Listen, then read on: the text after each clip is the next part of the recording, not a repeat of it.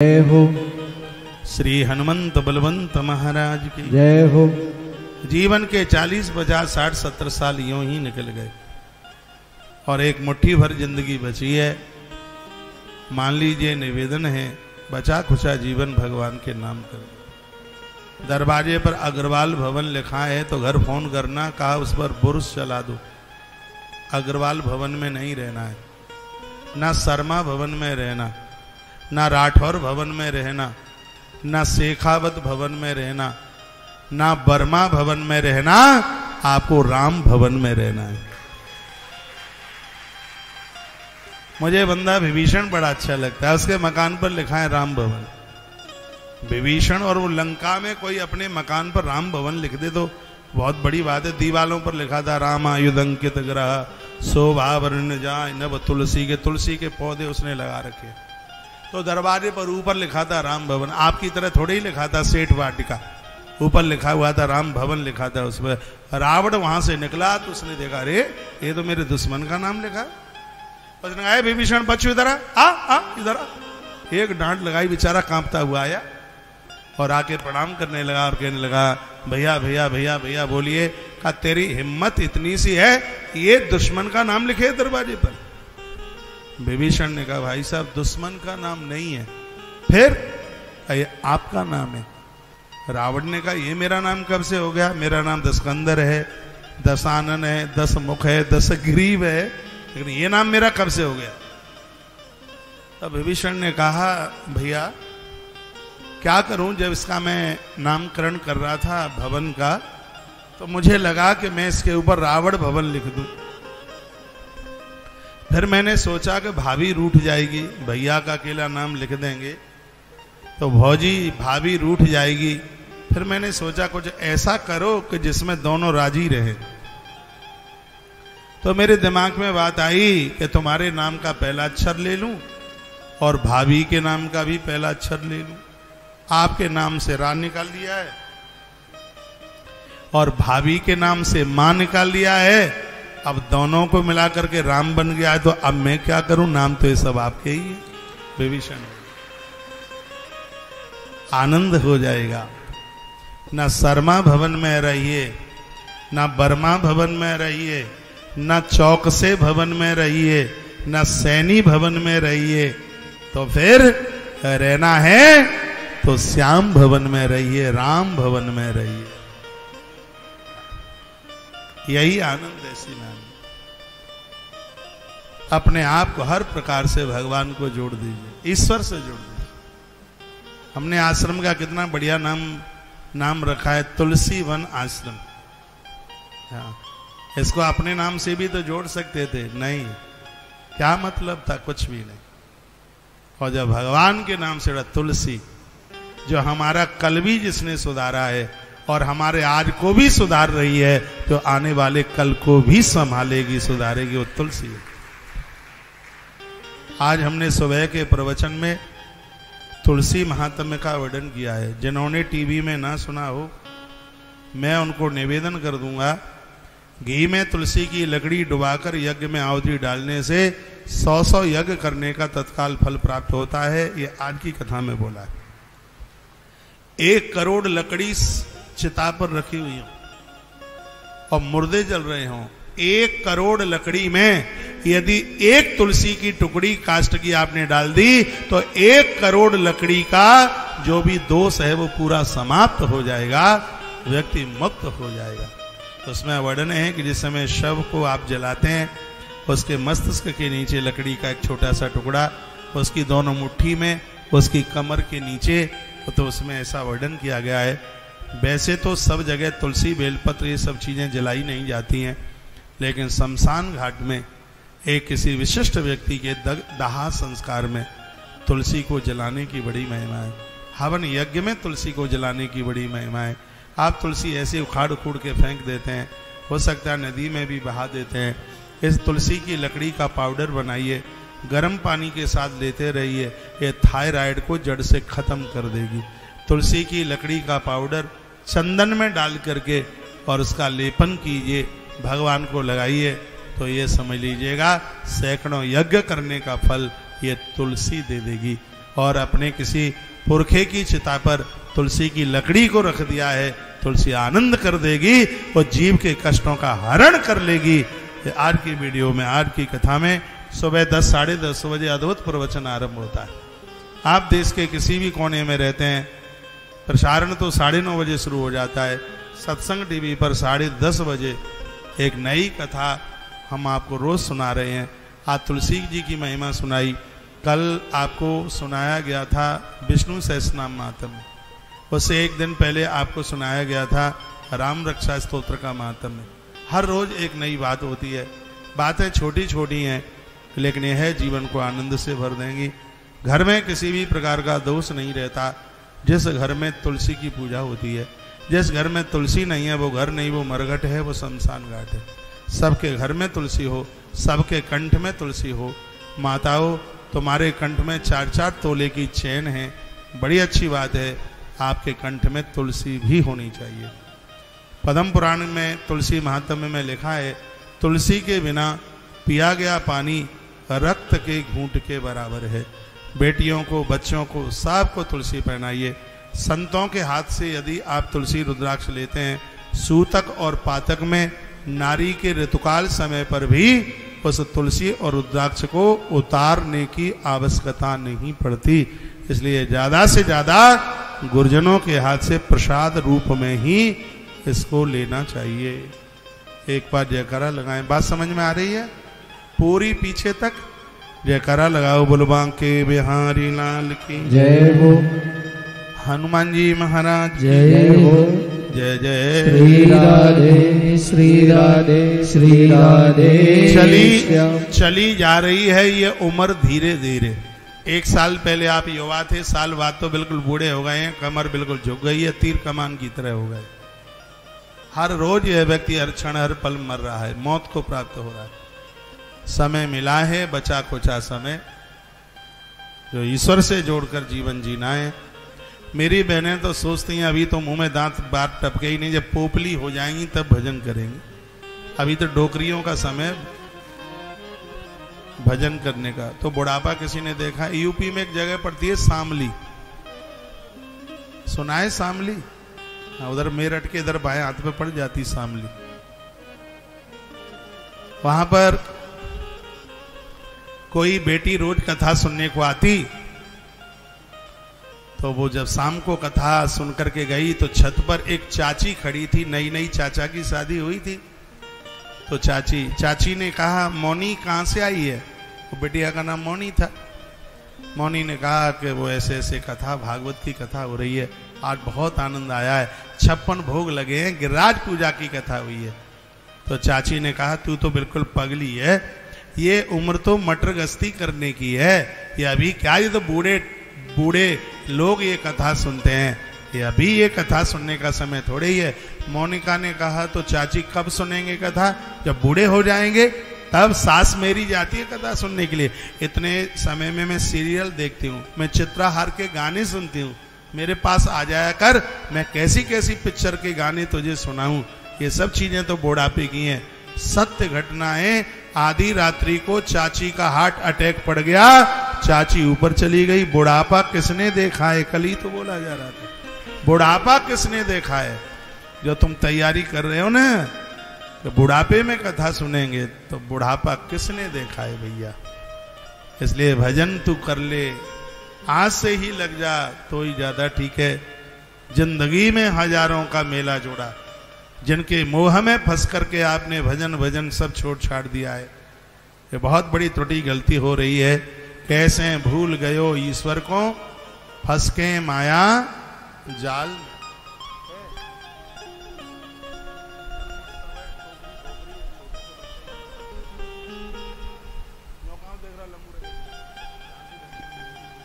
बोलिए बांके बिहारी लाल की जय हो। श्री हनुमंत बलवंत महाराज की जय हो। जय जय श्री राधे श्री राधे श्री राधे श्याम। तो बालो नारायणो नाम्ना पेत्रोष दैता भ्रसम। समय आने पर अजामिल के घर में एक पुत्र का जन्म हुआ था और उसका नाम है वो नारायण रख दिया गया। एक बार यमराज ने अपने दूतों को कहा कि मृत्यु लोक में एक बहुत बड़ा पापी आदमी रहता है, उसको पकड़ करके घसीट करके लेकर के आओ। कानकुब्ज नगर में आए, यम के दूत लेकर के ले जाने लगे। वो चिल्ला करके कहने लगा, नारायण मेरी रक्षा करो। उसने अपने बेटे का नाम नारायण रख दिया। वैसे तो भगवान का नाम निकलता नहीं है, कम से कम आप अपने ड्राइवर का नाम भगवान से जोड़ दोगे तो ड्राइवर को तो 10 बार बुलाते हो तो भगवान का नाम तो निकल जाएगा। आप अपने रसोइये का, अपने माली का नाम, अपनी घरवाली का नाम, इसका नाम राधा रख दो, भले ही उसका नाम स्वीटी है। नाम स्वीटी का अर्थ क्या होता है मुझे तो पता नहीं है। क्या होता है? मीठी। स्वीटी मीन्स मीठी। क्या होता है? उसका नाम राधिका रख दो, राधा रख दो। पति का नाम नहीं लिया जाता। बहनों पता है, अपने पति का नाम अपनी तरफ से कुछ नाम रख दो। उसका नाम गोपाल रख दो, मोहन रख दो, खुश हो जाएगा रख के। तो देखो, और ये नाम लेने में, जो नाम आपने अपने पति का रखा है वो नाम आपको लेने में कोई दोष नहीं लगता, पुण्य जरूर लगेगा, दोष कोई नहीं लगेगा। सीता माई ने राम जी का नाम रख दिया था करुणा निधान, करुणा निधान। राधा रानी ने भगवान का नाम रखा था सांवरिया, राधा रानी ने नाम रखा, इसलिए तो हम कहते हैं सांवरिया ले चल परली पार। तू इस नाम को सुनकर के खुश होगा क्योंकि राधा रानी ने तेरा नाम रखा है, इसलिए करुणा निधान प्रभु राम का नाम रखा गया। आप भी अपने साहब लोगों का कोई अपनी तरफ से कोई नाम रखिए। जो नाम तुम्हारी सास ने रखा है, ससुर ने रखा है, और उस नाम को ले लेकर तुम पति को बुलाती है तो ऐसा लगता है कि किसी ड्राइवर को बुलाया जा रहा है, किसी नौकर चाकर को। आप सब लोग कहां जा रहे हैं खड़े हो गए?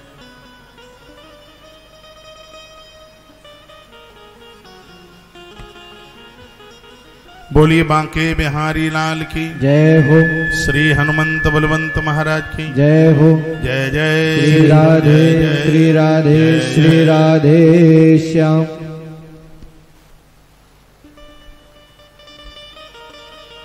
किसी ने हमें पूछा कि हमारे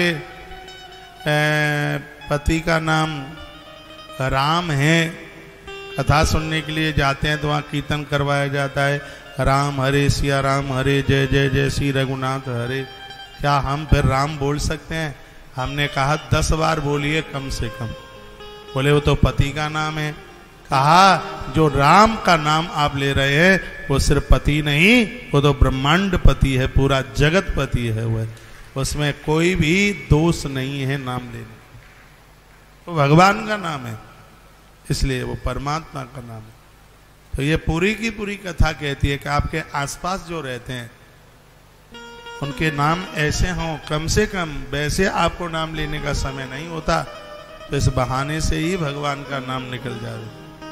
क्योंकि भाई को भाई अनख आलसऊ, नाम जपत मंगल दिस दसो। भाव से कुभाव से सोते जागते लड़ते झगड़ते खाते पीते भगवान का नाम मुख से निकलता है तो उसमें जीव का कल्याण ही होता है। हर प्रकार से, हर प्रकार से जीव का कल्याण। भगवत नाम रोज लीजिए। अजामिल उपाख्यान की कथा यही कहती। भय से उसने अपने पुत्र को बुलाया, भगवान के पार्षद नीचे उतर के आ गए। उधर से यमराज के दूत आए, भगवान के पार्षदों ने ठोक पीट करके उन्हें भगा दिया। उन्होंने यमराज से जाकर के कहा कि मृत्यु लोक में हम अजामिल को लेने को गए थे, लेकिन वहां नारायण के दूत आए और उन्होंने हमारी बड़ी पिटाई करी है। आज से हम कभी किसी को लेने को नहीं जाएंगे। यमराज ने कहा कि तुम भगवान के नाम का महात्म्य नहीं समझते। अजामिल ने प्रभु नाम का उच्चारण किया था। ना गंगा न गया सेतु, ना काशी च पुष्करम। जो कभी गया जी न गया हो, पुष्कर ना गया हो, सेतुबंध रामेश्वर ना गया हो, मनुष्य जीवन मिला है, जीवन में एक बार सेतु बंध रामेश्वर का दर्शन जरूर करना। कितने भी व्यस्त हो, रामेश्वर मंदिर से वापस मन चले आना। आगे धनु कोटि है, धनुष कोटि, जहां पर सेतु का सृजन हुआ है। जो सेतु का दर्शन करता है उसे सायुज्य मुक्ति मिल जाती है। जो रामेश्वर दर्शन करही, जो रामेश्वर दर्शन करही, जे रामेश्वर दर्शन करही, ते तनु तजि मम लोक सिधरही। जो रामेश्वर दर्शन करही, जो रामेश्वर दर्शन करही, तनु तजि मम लोक सिधरही। जो रामेश्वर दर्शन करही, ते तज तनु लोक गंगा जल और समुद्र का जल दोनों को मिलाकर भगवान रामनाथ के ऊपर चढ़ाओगे तो उसका फल क्या है? जो गंगा जल याद चढ़ावे, जो गंगा जल याद चढ़ावे, सो सायोज होते जो गंगा जल याद चढ़ावे। एक मिनट। टीवी में जो तस्वीरें आप देख रहे हैं धनुष कोटि की हैं। यह हमारे लिए बहुत सौभाग्य की बात है। इसी समुद्र के किनारे तुलसी वन आश्रम एक बहुत बड़ा राम रोटी अन्न क्षेत्र आश्रम बनाने के लिए जा रहा है। बिल्कुल इसके किनारे पर समुद्र इतना दूर है जितनी दूर मेरे पास से आप लोग बैठे हैं। बीच में एक 60 फीट की बस रोड है, ऑन वे, बिल्कुल रोड पर सड़क है। और यह बहुत जल्दी बनके तैयार हो जाएगा, थोड़ा पैसा हाथ में आ जाए। काम इतने चल रहे हैं, 500 आदमी काम कर रहा है निर्माण में। आश्रम के सेवा के खर्चों के अलावा जो एक निर्माण का काम चल रहा है, नंदीग्राम गौशाला बन रही है। ऐसी गौशाला बन रही है, एक ही छत के नीचे 25,000 नंदियों का दर्शन होगा। काम बड़ी जोर से चल रहा है।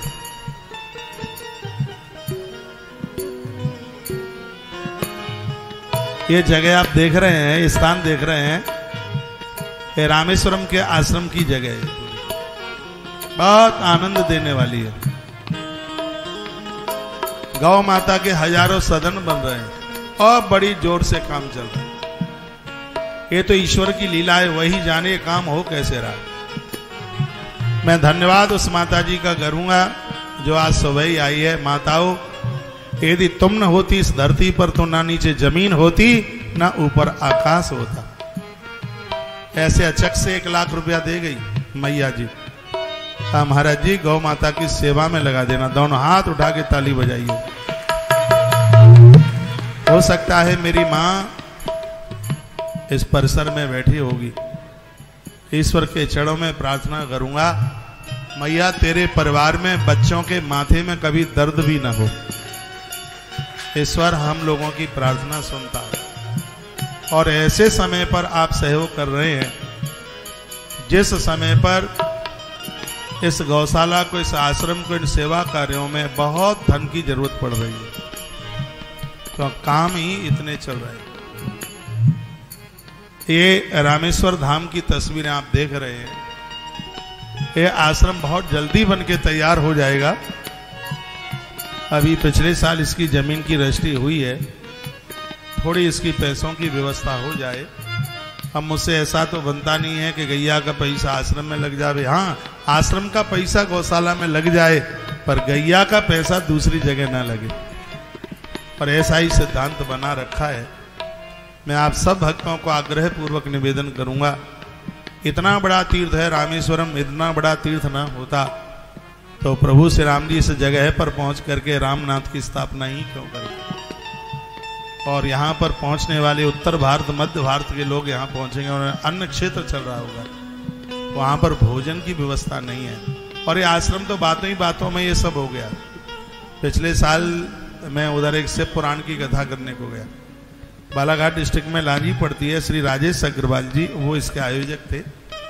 बगल में कृष्ण प्रणामी आश्रम है वहां से एक साधु ने कहा, महाराज आपके संग 2 से 2.5 हजार लोग आए हैं और मुझे लगता है कि बहुत लंबे समय के बाद रामेश्वरम में इतना बड़ा आयोजन हुआ है और आपका एक एक भगत बड़ा संभ्रांत है, दिलदार है, वो महात्मा के शब्द थे। आप चाहो तो रामेश्वरम की धरती पर आश्रम बना सकते हो। हमने कहा उधर का ही नहीं संभलता, क्या करेंगे यहां बना के? तो बोलते हैं तुम भले ही मत रहे ना, आश्रम के माध्यम से यहाँ अन्न क्षेत्र बढ़ता रहे, हम जैसे साधुओं के लिए भोजन मिलता रहे। भगवान रामनाथ बड़ी कृपा कर दें। उस महात्मा की बात ऐसी छू गई, सुबह 9 बजे हमारी उसकी ये बात हुई। 2 शिफ्ट की कथा थी, 10 बजे से 1 बजे तक और 4 बजे से 7 बजे तक। 1 बजे वाली कथा मैंने 1:30 बजे छोड़ी, 2 बजे तक आरती हुई और 2 बजे हम गाड़ी उठा करके चले, किसी वहां के लोकल व्यक्ति को पकड़ा और मंदिर से 5 मिनट का भी रास्ता नहीं है। उस व्यक्ति ने हमें प्लॉट दिखाने के लिए लेके गया और उसने जो सबसे पहली जगह दिखाई वही पास हो गई। 4 बजे अनाउंस कर दिया आगे कथा में, ऐसे ऐसे रामेश्वरम की धरती पर राम रोटी नक्षत्र आश्रम बनने के लिए जा रहा है। लोगों ने बड़ी जोर से तालियां बजाई, बड़ी खुशी के साथ, प्रसन्नता के साथ, और भगवत कृपा से इतनी बड़ी जमीन खरीदी गई और उसकी रजिस्ट्री भी हो गई। आप में भी ऐसे बहुत लोग बैठे हैं यहाँ जिन्होंने रामेश्वरम की धरती के लिए जिन्होंने सहयोग किया, वहां की जमीन के लिए सहयोग किया है।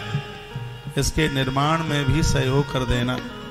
निर्माण में 2 तरह की राशि रखी गई है, एक 5100 रुपए की राशि रखी गई है और 11,000 रुपए की राशि रखी गई है। और थोड़े थोड़े से ही ये बिल्कुल बन करके तैयार हो जाएगा। जैसे 6150 रुपये आपने इसकी जमीन में सहयोग किया है, उसी प्रकार से इसके निर्माण में भी आप सहयोग कर दें।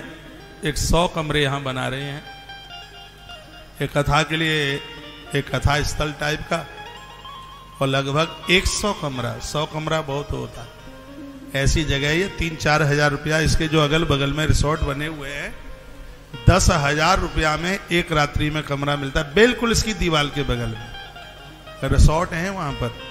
बहुत बड़ा महंगा है, लेकिन आप भक्तों के लिए यह तो बिल्कुल सेवा में होगा।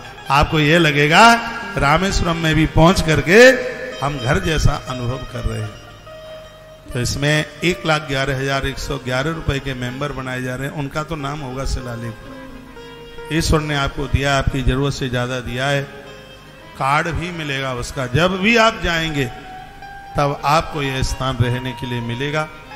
आपसे बन सके तो इसके आप मेंबर भी बन जाना।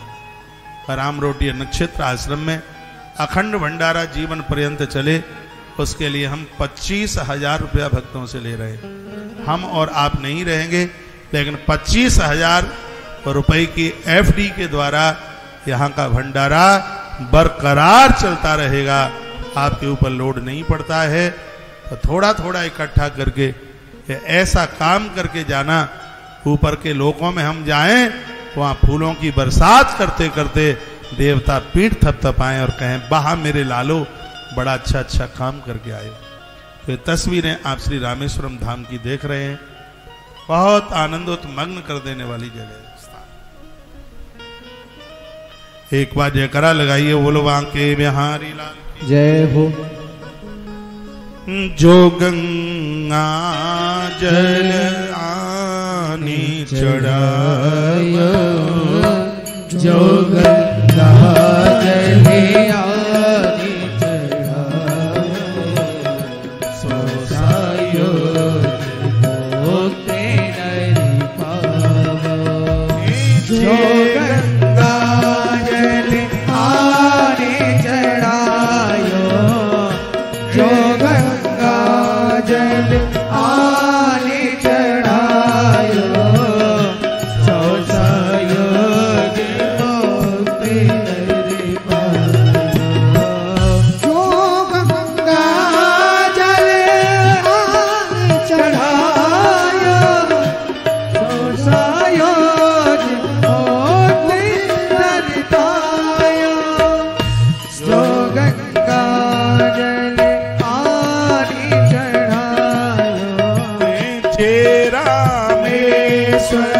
दर्शन करही, जय रामेश्वर दर्शन करही, ते तनु तजी मम लोक सिरही, जय रामेश्वर दर्शन करही, ते तनु तजी मम लोक सिरही, जय रामेश्वर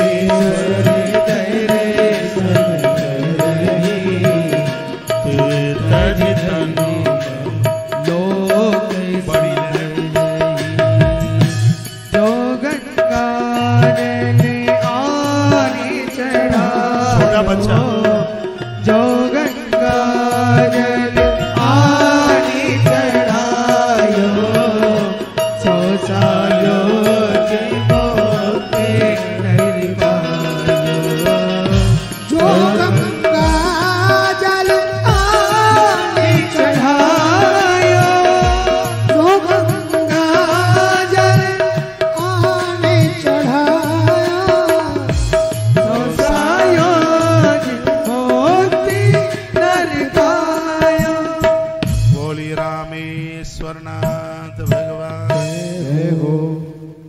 ये तस्वीरें देख के समुद्र नहाने का मन आपका भी कर रहा होगा। अरे बड़ा आनंद आता है, बड़ी कमाल की जगह। भगवान करे जल्दी बन जाए और फिर आप सब लोग इसके उद्घाटन में पहुंचे, रामनाथ भगवान का दर्शन करें।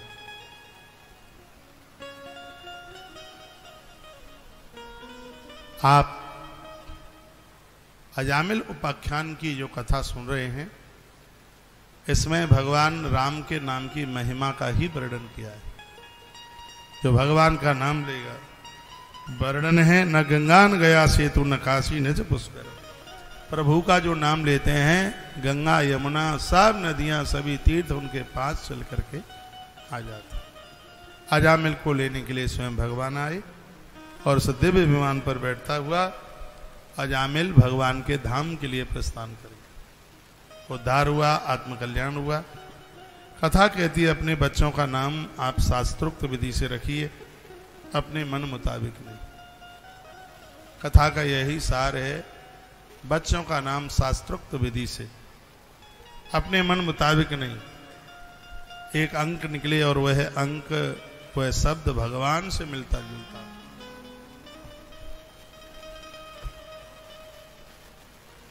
घर में बेटी का जन्म हुआ है हाल फिलहाल में,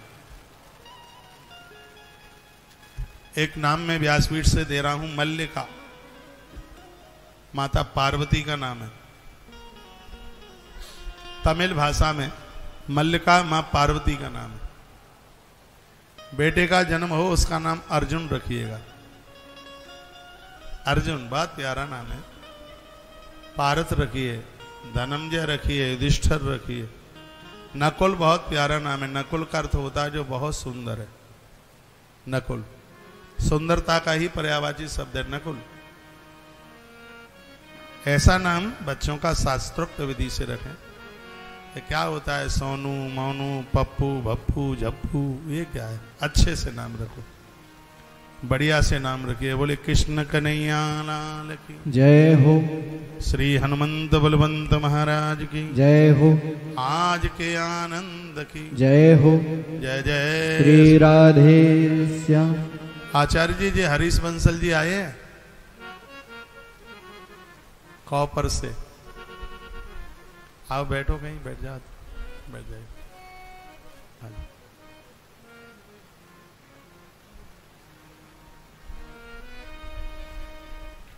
जहां जगह मिले वहीं बैठो। जगह तो छोटी नहीं है, आपकी उपस्थिति अच्छी सी है। और भाई गोलू बैठ जा बेटा।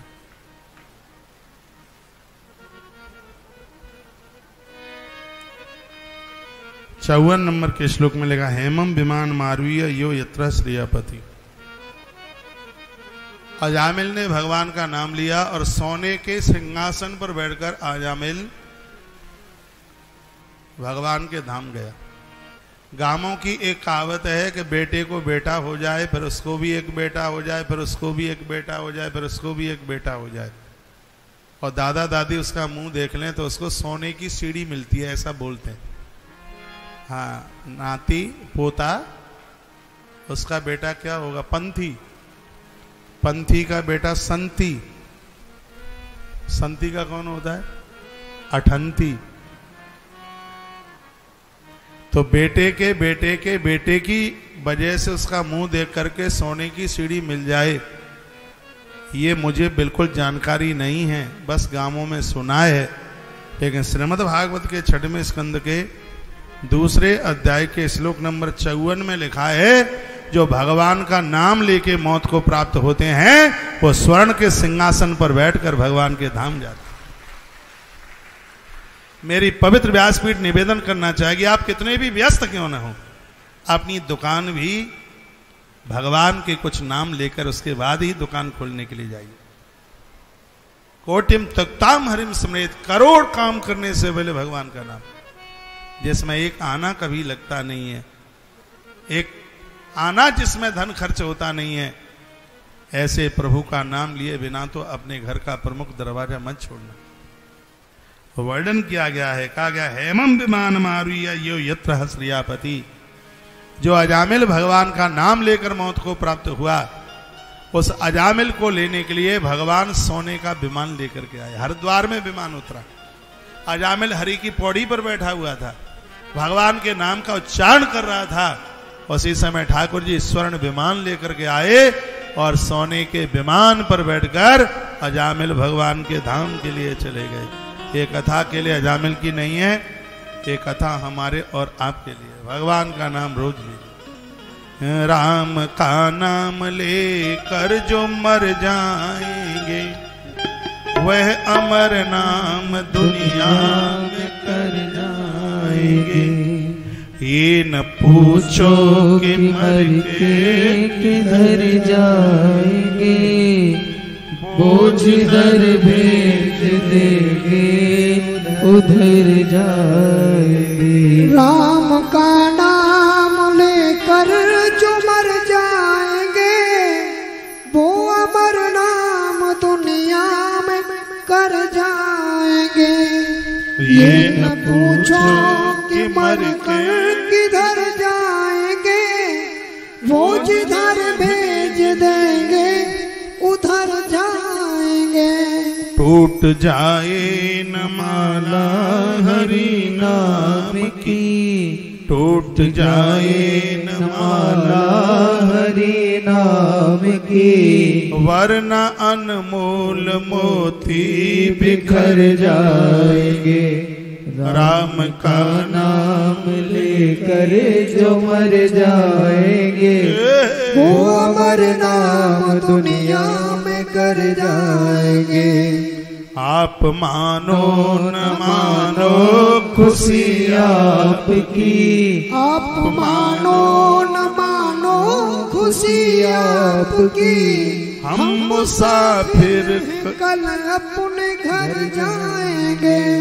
राम का नाम लेकर जो मर जाएंगे, वो अमर नाम दुनिया में कर जाएंगे। बोले भक्तवत्सल भगवान की जय हो।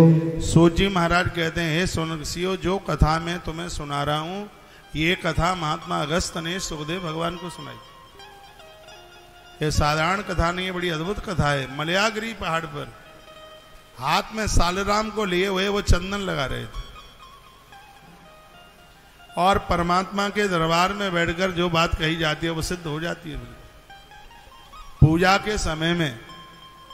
और आपने जो भी कुछ बोल दिया है उसको पूरा होना पड़ेगा। यदि निष्ठा से आप पूजा कर रहे हैं वो पूरा हो जाएगा बिल्कुल पूजा के समय पर। पूजा के समय की महिमा ही इतनी बड़ी है। तो सूत कहते हैं, सोनकसियो, जिस समय वो सालराम भगवान की बटलिया को चंदन लगा रहे थे, कौन? महात्मा अगस्त। इतने में व्यास नंदन सुखदेव मुनि भ्रमण करते हुए वहां पहुंच गए। उन्होंने प्रणाम किया। उन्होंने पूछा कि कलयुग के प्राणी को तारने के लिए कोई कथा सुना दीजिए। तो उन्होंने नाम महिमा सुनाई।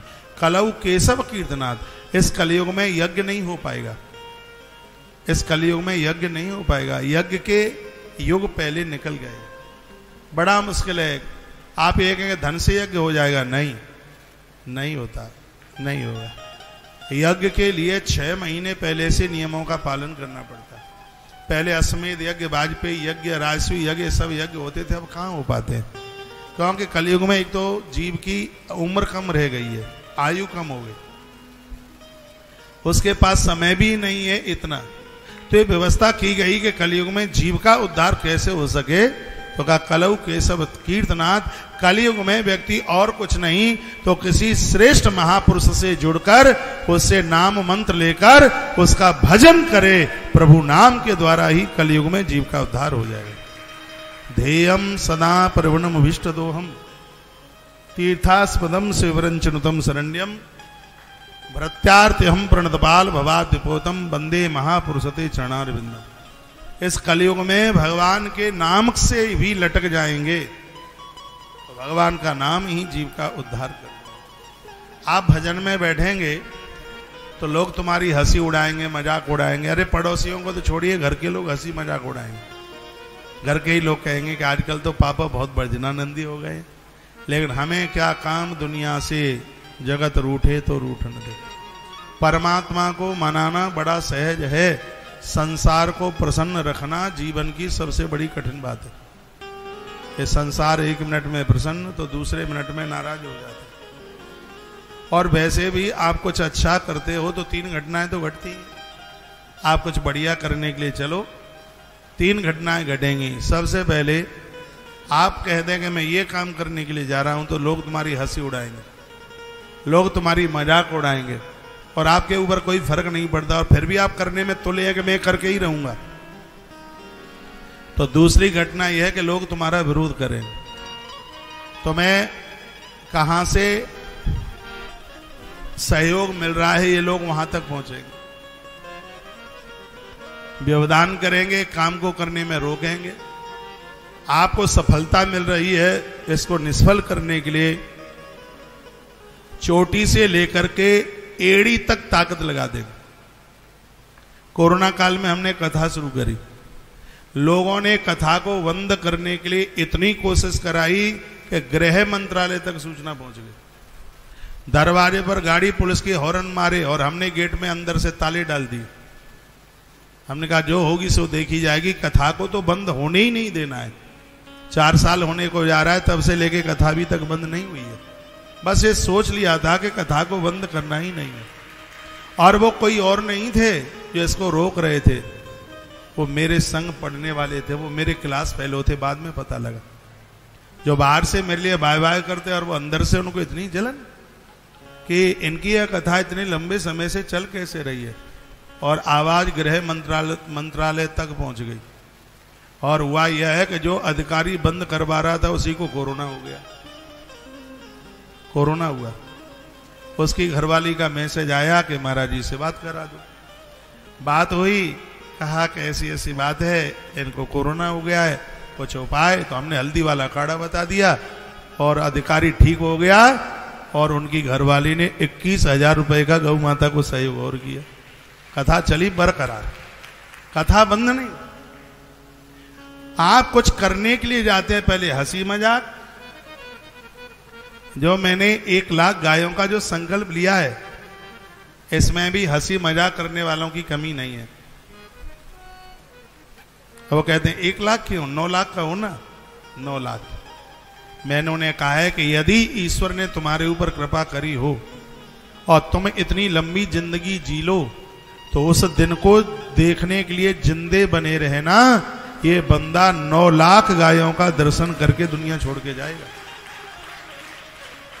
1 लाख गैया तो अभी देखो 5-4 साल में, और एक एक गैया 9-9 बच्चे देगी। 9 लाख तो अपने आप ही होगा। आप देखिए, मैंने उन्हें बोला कि यदि यमराज हो जाए तुम्हारे पक्ष में और तुम इतना जीवन जी लो, तो ये लाखों लाखों गोवंश का दर्शन करके जाना। अब वो आए थे एक दिन गौशाला में, बहुत दूर से बात थी, उन्होंने गौशाला तो देखी नहीं। रोए, आंख में मोटे मोटे आंसू, क्षमा मांगे, प्रार्थना करें। कहें कि आप इंसान नहीं हैं। मैंने कहा चलो ठीक है, सब बातें मत बोलिए। वो कहते हैं हम आपके उत्साह को प्रणाम करते हैं, हम आपके उत्साह को वंदन करते हैं। ये वो लोग हैं जिन्होंने पहले हंसी मजाक उड़ाई, उसके बाद में विरोध किया, और आज तीसरी घटना में वो सहयोग करने के लिए खड़े हैं। और वो कहते हैं 10 गैया हमारे यहां से ले जाओ, 5 गैया हमारे यहां से ले जाओ, और हम आपके संग खड़े हैं, आप चिंता ना कीजिए। आप कुछ बढ़िया करने के लिए जाते हैं तो ये दुनिया आपकी हंसी मजाक उड़ाएगी, ये दुनिया आपका विरोध करेगी। राम जी ने धनुष तोड़ा। पहले तो जब भगवान जा रहे थे तो सब खिलखिला करके हंस रहे थे वहां जितने वो राजा बैठे थे। ए दुधमुआ, कल का छोकरा, शीशे में मुंह देखा है क्या? देखा मुंह लपसी जैसा हो रहा है, देखा है धनुष तोड़ देगा।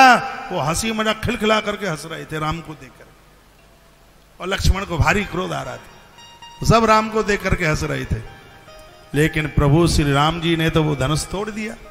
धनुष तोड़ा तो वो विरोध करने को तैयार हो गए और कहने लगे कि इसको बांध लो, पकड़ लो, सीता को छीन लो, इसकी ठुकाई पिटाई करो। लेकिन जब श्री परशुराम जी आए और परशुराम जी भी जब नतमस्तक हो गए तो सगरे राजा राम के चरणों में गिर पड़े, कहने लगे हम जिंदगी भर आपका सहयोग करेंगे, आप तो आप ही है, आप कुछ करने के लिए जाते हो, बस डटे रहिए अपने लक्ष्य के ऊपर। काम तब पूरे होते हैं, एक तो आपके पास में लक्ष्य होना चाहिए। कल की वीडियो में मैंने ये डाला, एक आपके पास में लक्ष्य होना चाहिए, एक आपके पास मजबूत मन होना चाहिए, और एक आपके पास में इन वृद्धों की योग्यता होनी चाहिए, उनका अनुभव आपके पास में होना चाहिए। बुजुर्गों के पास बैठो, बड़ों के पास बैठो। मैं कहूंगा भाई रात को तुम ऑफिस से दुकान से आते हो, ये नियम बना लो, 15 मिनट भगवान के मंदिर में बैठते हो तो आधा घंटा अपने पापा के पास बैठिए, पिताजी के पास बैठिए, माँ के पास बैठिए। इनके पास इतना हुनर है, सफेद इनके बाल सफेद धूप में नहीं, इनके सफेद बाल इनके अनुभव में हुए हैं। इनके पास बैठोगे तुम्हारी बुद्धि का विकास होगा। इनके पास बैठने की कोशिश कीजिए। 3 चीजें चाहिए सफल होने के लिए, एक लक्ष्य, एक आत्मबल और एक विवेकी पुरुषों का साथ। इन 3 को संग आपने पा लिया, ये दुनिया के किसी भी कोने में आपको कोई फेल नहीं कर सकता। और मैं निवेदन करूंगा जन्मपत्रियों के चक्कर में मत पड़िए, इसमें फलादेश रोज बनते हैं, रोज बिगड़ते हैं। रोज जन्मपत्रियां बनती हैं, हाथ की रेखा रोज बनती हैं, रोज बिगड़ती हैं। ये सब आपके कर्मों के ऊपर चलता है। अपने कर्मों के द्वारा जन्मपत्री के फलादेश को बदलने वाली शक्ति आप रखते हो, सामर्थ्य आप रखते हो। भगवान श्री कृष्ण ने अपने कर्म के द्वारा अपनी जन्मपत्री बदल दी, बिल्कुल बदल दी। ऐसे बहुत हुए हैं जिनके कर्म ने उनके फलादेश को बदल दिया। इतने साहसी पुरुष आप बने। लक्ष्य, आत्मबल और वृद्धों का साथ, उनका अनुभव, उनके पास बैठिए, माता पिता का अनुभव लीजिए। देखिए आप हर क्षेत्र में आप कैसे पास होते हैं। मैं वृद्धों के पास बैठता हूं, मैं विवेकी पुरुषों के पास बैठता हूं, और इनके पास बैठने से जो अनुभव बढ़ता है ये बाजार में नहीं मिलेगा, कितने भी रुपए किलो नहीं मिलेगा। जो इनके पास बैठ करके जो मिल जाता, इनके पास बैठे। वृद्धों का विवेक। एक किसी व्यक्ति ने एक चिट्ठी लिखी, मेरे यहाँ बारात में उनकी बेटी की शादी होने वाली थी, तो जहां से बारात आने वाली थी तो चिट्ठी में लिख दिया कि मेरे यहाँ बारात में जितने भी वो सब युवा आए, जवान आए, यदि बूढ़ा आया तो बारात वापस कर दूंगा। चिट्ठी पहुंची, नए लड़कों ने चिट्ठी पढ़ी, वो तो बड़े खुश हो रहे थे, अब तो जाम पर जाम चलेंगे, अब क्या है। लेकिन बूढ़े दादा लोग 6 महीने से कुर्ता धो रहे थे, उनके तो देह में काटे खून ही नहीं रहा। बारात की तैयारी हुई तो 25 बूढ़े दादा लोग भी तैयार हुए। तो जवानों ने कहा देखो चिट्ठा में क्या लिखा है, एक भी बूढ़ा आया तो वापस कर दिया जाएगा, बारात वापस कर दी जाएगी। तो सिगरे बूढ़े दादा लोगों ने एक मीटिंग करी है, कहा तुम 25 को नहीं ले जा सकते तो एक को ले जाओ, ये तुम्हारे काम आएगा। तो उस समय रिंगस वाली एक जीप चलती थी जो दुनिया में सबसे ज्यादा रिंगस में ही मिलती है, वो महिंद्रा की क्या बोलते हैं उसको, जीप कमांडर, सबसे ज्यादा इसी एरिया में मिलती है कमांडर। तो वो बारात चली और बूढ़े दादा को आलू के बोरे की तरह डाल लिया पीछे। बारात गई, पहुंची, जनमासा मिला। जनमासा आप जानते हैं जहां बारात को ठहराया जाता है, उसको जन्माशा कहते हैं। आज तो लोगों के पास टाइम ही क्या, पता ही नहीं होता कि जन्माशा है कहाँ। खाते हैं, पत्तल बिगाड़ते हैं, चले आते हैं, ना राम राम ना श्याम श्याम, कौन आया कौन गया पता ही नहीं है। जिसके यहाँ गए हो उसके पास भी पूछने के लिए टाइम भी नहीं है, और आपके पास भी इतना नहीं है, आप भी थोड़ा शकल दिखाने के लिए गए हैं, और कोई ऐसा तो मतलब है ही नहीं। तो वो बारात गई, दूल्हा दरवाजे पर खड़ा था, वो सास आई आरती उतारने के लिए। आप सुन नहीं रहे, आरती करा दूं फिर? इधर देखिए, फिर देखिए इधर, एक बार और देखिए। तो वो बूढ़ी डोकरी आरती उतारने के लिए आने वाली थी, तब तक लड़की का बाप आया और कहा, सुनो सुनो, भामर नहीं पड़ेगी, मेरे गांव के नीचे नदी बहती है, यदि तुम लोग इसको दूध से भर दो तो ही बारात यहाँ टिकेगी और दूल्हा की भामर पड़ेंगी, नहीं तो चले जाइए, वापस ले जाओ बारात। अब नदी को दूध से भरना तो ये तो सरल तो था नहीं, बहुत कठिन काम है। बारातिया लोग सब जन्माशे में आए, सोचने लगे अब क्या करें, बारात वापस होने लगी। तब तक कोने में से वो बूढ़ा आदमी पड़ा था जन्माशे के कोने में, जिसको किसी ने नाश्ता पानी के लिए भी नहीं पूछा। उसने कहा, क्या हुआ, कहाँ जा रहे हो सब? तो लड़कों ने कहा, दादा लड़की का बाप बड़ा खतरनाक है और वो भामर डालता नहीं है, कहता है गांव के नीचे नदी बहती है, जो इसको दूध से भरेगा तभी बारात, तभी भामर पड़ेगी। बूढ़े आदमी ने कहा, ऐसी छोटी सी बात के लिए तुमने बारात को वापस करना शुरू कर दिया? अरे नदी को तो दूध से भरना बड़ा सरल है। तो वो लड़के बोले, दादाजी जल्दी बताइए, नदी को कैसे दूध से भरा जाएगा? उस बूढ़े व्यक्ति ने कहा, लड़की वाले बाप को कहो कि हम तेरी नदी को दूध से भर देंगे, पहले तू अपनी नदी को खाली पानी से खाली करके तो बता। अरे वो युवा बच्चे इतने प्रसन्न हुए, दौड़े, चुनौती दी लड़के वाले बाप को और कहा कि हम तेरी नदी को दूध से भरने को तैयार हैं, पहले तुम अपनी नदी को पानी से खाली करके बताइए।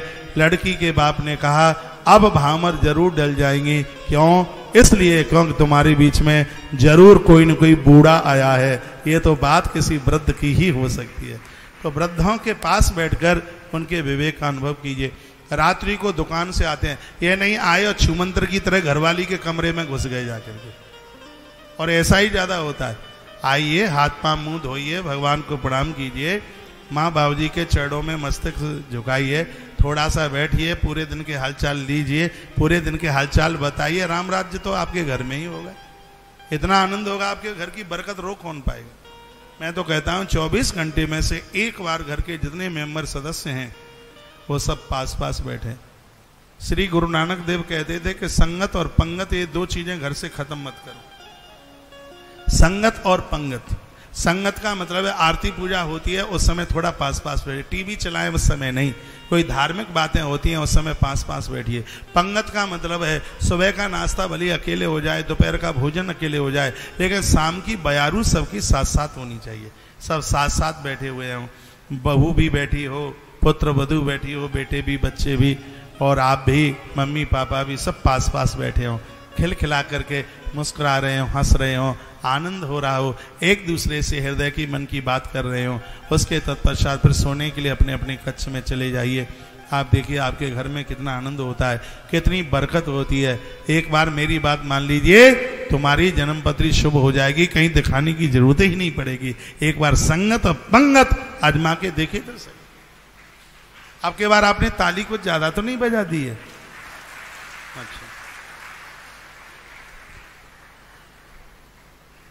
एक बार जयकारा लगाइए, बोल बांके बिहारी लाल की जय हो, श्री हनुमंत बलवंत महाराज की जय हो, आज के आनंद की जय हो, जय जय श्री राधे, जय जय श्री राधे। भगवान का नाम लेते हैं, भगवान का भजन करते हैं, दुनिया तो बहुत कुछ कहेगी, लेकिन गोपियों जैसा भाव बना लीजिए, मैंने लाखों के बोल सहे सांवरिया तेरे लिए। हाँ, भगवान के लिए यदि हमें कुछ कहे भी, हमें तो उसको, हम तो उसको भी स्वीकार